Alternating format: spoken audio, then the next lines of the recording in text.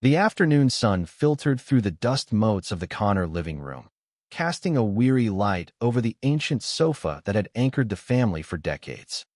Dan Connor and his daughter Darlene were currently engaged in a deep dive between the cushions, their fingers searching for anything that felt like legal tinder. "Oh, we are not going to find any change," Darlene sighed, pulling out a sticky gum wrapper and a stray button. "We haven't had anybody over in months. If we do find something, we are just taking it from each other. That is like robbing Peter to pay Peter, and we all know Peter is broke." Dan grunted as he shifted a particularly stubborn pillow. "Why do these things even have zippers on them?"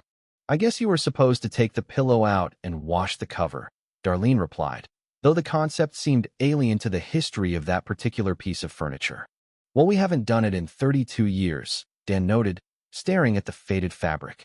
"If we wash them now, all that will be left is the zipper." Their archaeological dig was interrupted by the front door swinging open. Harris and Becky burst in, looking windblown and carrying an air of frantic urgency. "Hey guys, we cannot stay long," Harris announced, checking her reflection in the hallway mirror. "We just got our test results in. We are COVID negative. We just came back to clean up a little, charge our phones, and get back to the protest." "I thought you could not go because you had to go to work," Darlene said, crossing her arms as she stood up. "I am only going on my days off," Harris retorted, her tone sharp with youthful conviction. A young man stepped tentatively into the house behind her. He looked like he had just walked off a college campus and into a revolution, wearing layers of flannel and a look of earnest intensity. "Hey y'all, I am Josh," he began, but Darlene held up a hand before he could continue. No, do not make a speech," she interrupted. "Hey, do not rush off," Dan added, gesturing toward the sagging couch. "Let your guests sit on the couch."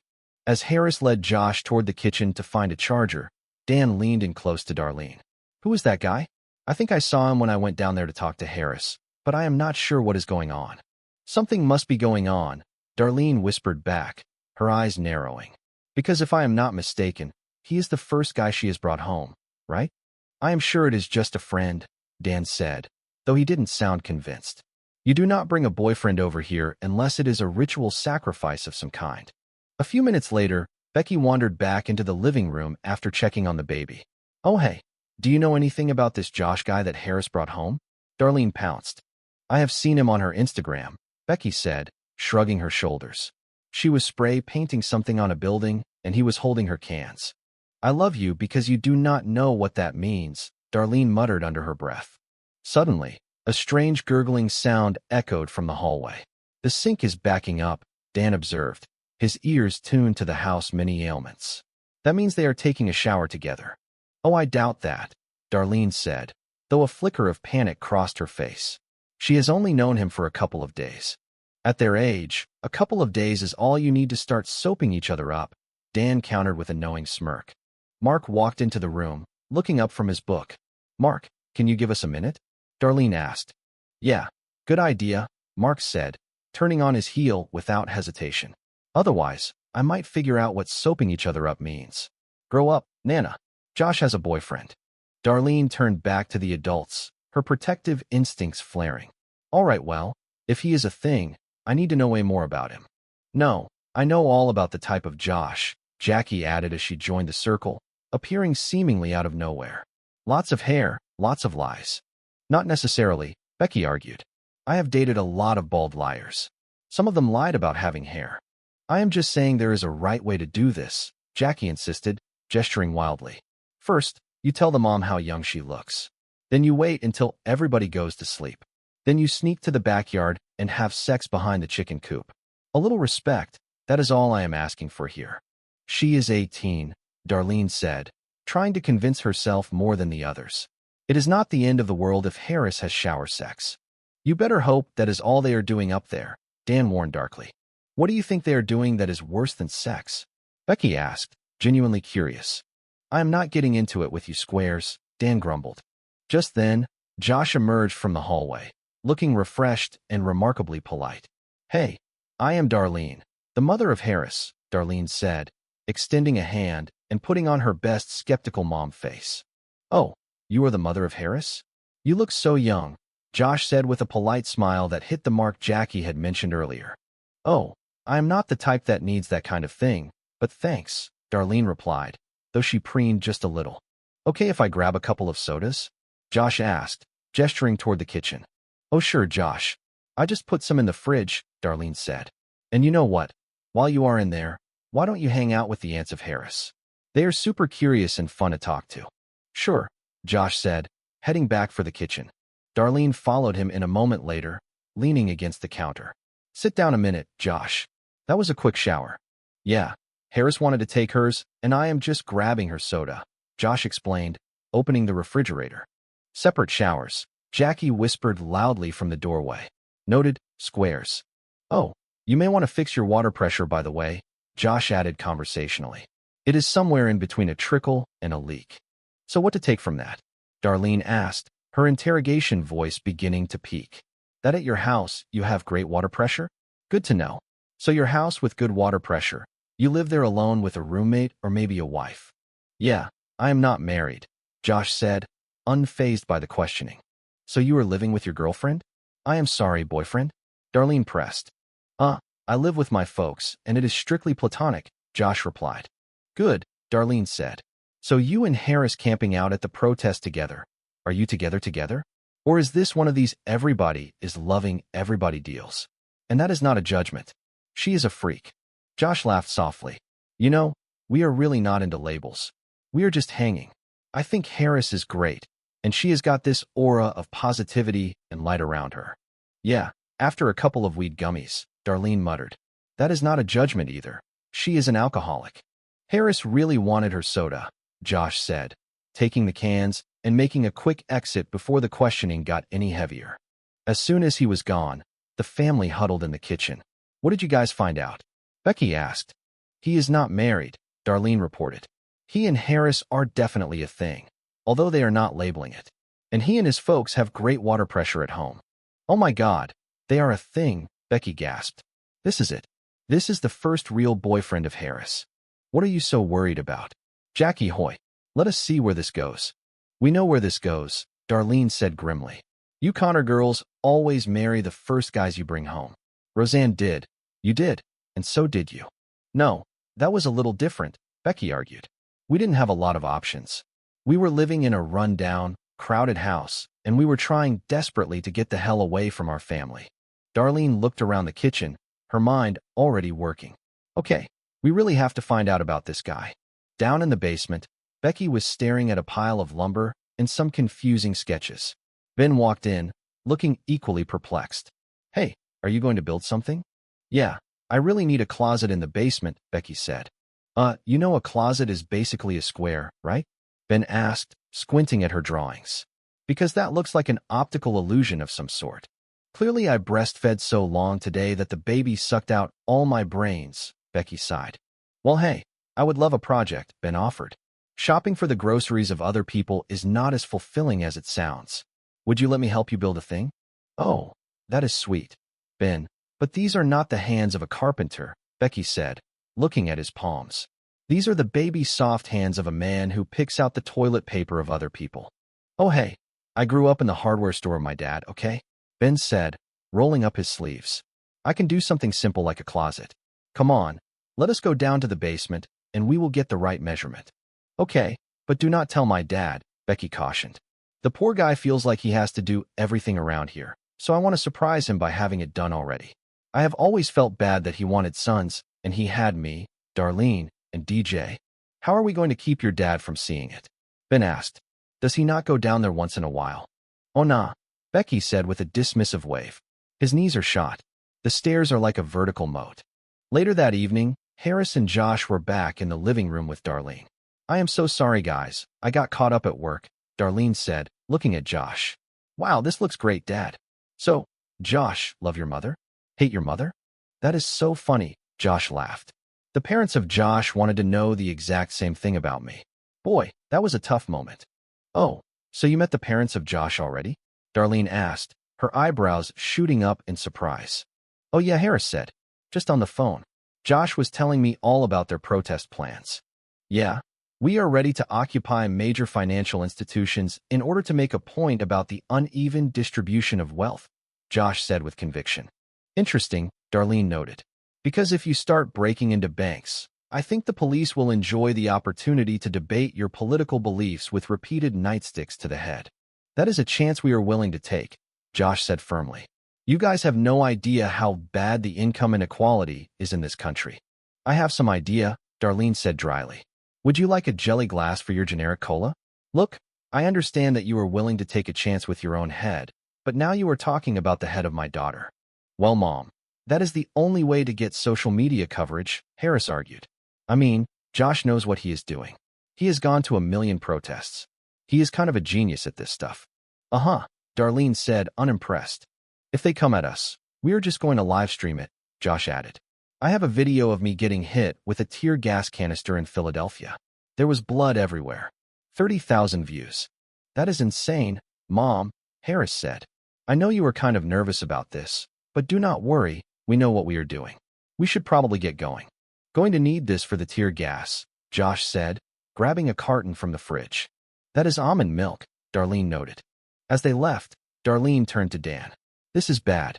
Harris is listening to this kid, and the only thing we know about him is that he cannot wait to get into it with the cops. Have to go online and see if this kid has got a death wish or is just talking like that to impress Harris. With you and your sisters, the only way I could get information was by giving your boyfriends a friendly squeeze right where the spine meets the brain stem, Dan remembered. Times change. Down in the basement, Ben was hammering away. Okay, where do you want the shelf for your shoes? One shelf? Becky asked.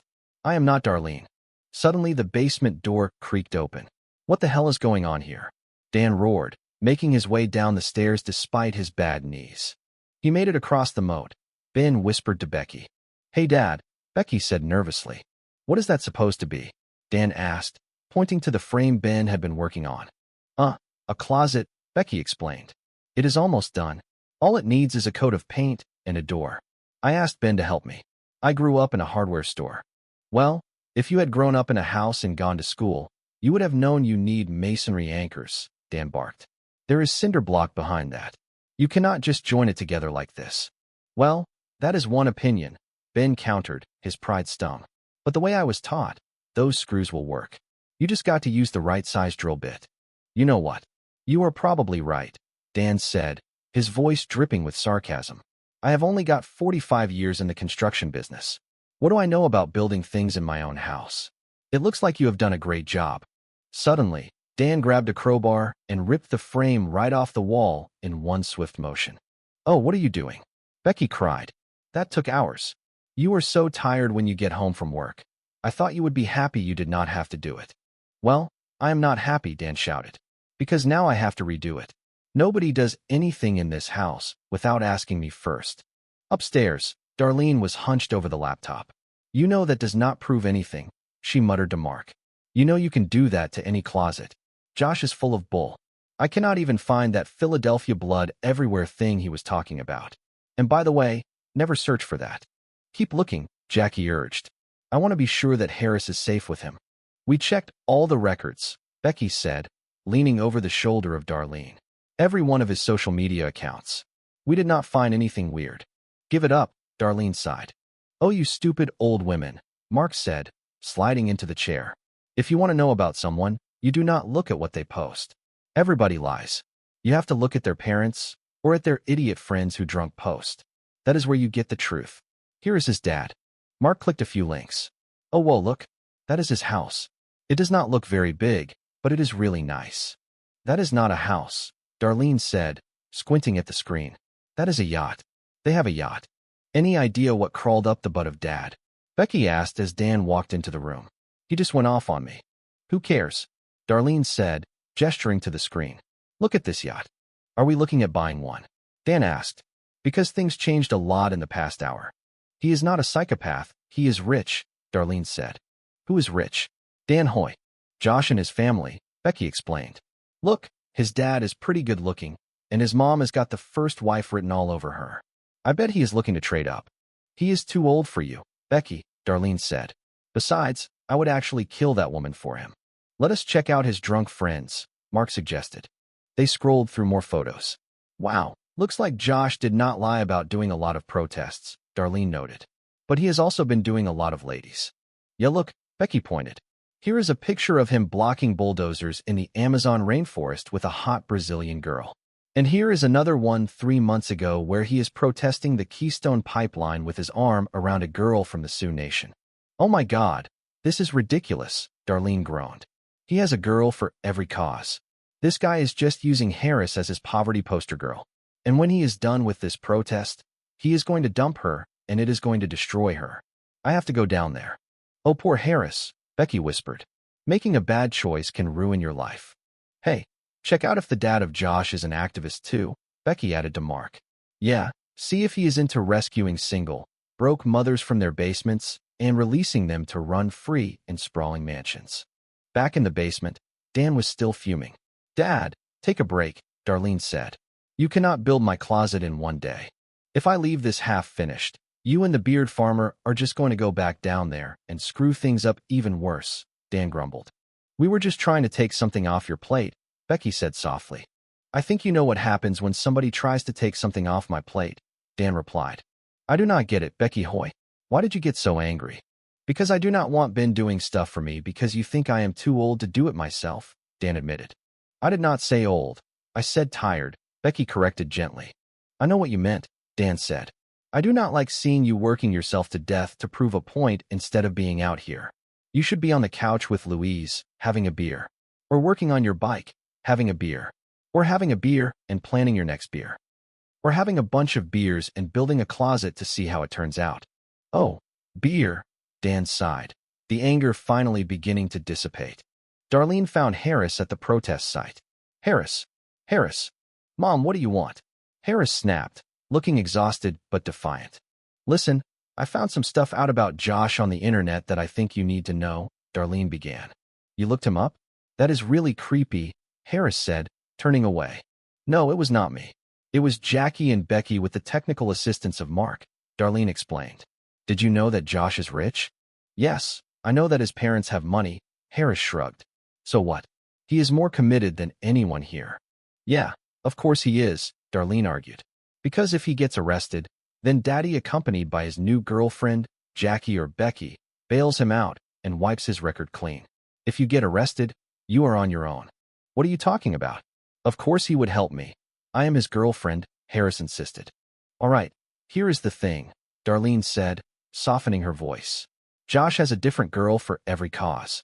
All right, so this is about class struggle. So you are the poor white girl that gives him street cred. Wow, you are so messed up, Harris said, tears welling in her eyes. I do not care that he had other girlfriends. You are just trying to dig stuff up because you do not think a guy like Josh could like me for me. No, I just want you to know who Josh really is, Darlene said. I do not want you to get your heart broken. Well, how do you know he is going to break my heart? Maybe I will break his heart, Harris challenged. Yeah, that does not happen for us, Darlene said sadly. We are done talking, Harris said, turning her back. Wait, Harris. You have no idea how bad this can hurt, Darlene called out. Yeah, you are right, Harris shouted back over her shoulder. I have no idea about a lot of things because you are always hovering around me trying to protect me. Just leave me alone and let me feel things. You do not have anything to teach me. I mean, you screwed up your entire life. I do not want to be anything like you. So just go home, smother Mark, and know that I do not need you anymore. Darlene stood in the cold night air, stunned. Wow. Okay. You know what? She shouted. I hope you have a wonderful life with Josh. I hope that you guys get married, and I hope you have a beautiful baby that kicks you in the heart just like you just did to me. And you know what? If you do not get married, at least let Richie Rich knock you up. You think of your family for once. Back at the house, Ben was talking to Darlene. Okay, I know what is going on with my dad, Darlene said. Oh yeah? Ben asked. Also, what is bugging old man wall anchors? He is getting older, and he does not want to be replaced, Darlene explained. And then you come in here with your hardware store and your marshmallowy hands, and you are a threat. But I know how to fix it. Just go tell him you suck at building things. But I do not suck at building things, Ben protested. I know that, but you just need to admit you need his help, Darlene urged. But I do not need his help, Ben insisted. I know that you and I both know that is not true, Darlene said. I mean, you are great at pretty much everything. You are amazing. But you know the male ego. You have to tell them what they want to hear, and they will do whatever you want. Some guys, Ben Tue. Ben walked down to the basement where Dan was working. I just thought I would tighten that up before I got back to the closet, Ben said, pointing to a joint Dan had been struggling with. Wow, well this is fantastic, Dan said, looking at the work. Okay, now that I see what you have done here, I think you were right about how to connect the frame to the wall. It is not just about connecting the walls, Junior, Ben said, adopting a humble tone. It is about the kind of materials you are using. The hardware, right? Although I think that is the hardware that many people use, and there is nothing wrong with the materials I chose. But that is not the point. The point is that I really should have realized with all of your experience that I should have consulted you on it. Damn right, Dan interrupted, his pride inflating. If you had come to me, you would not have made so many mistakes.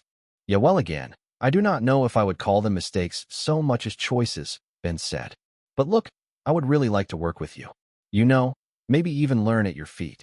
Do not patronize me, Dan warned.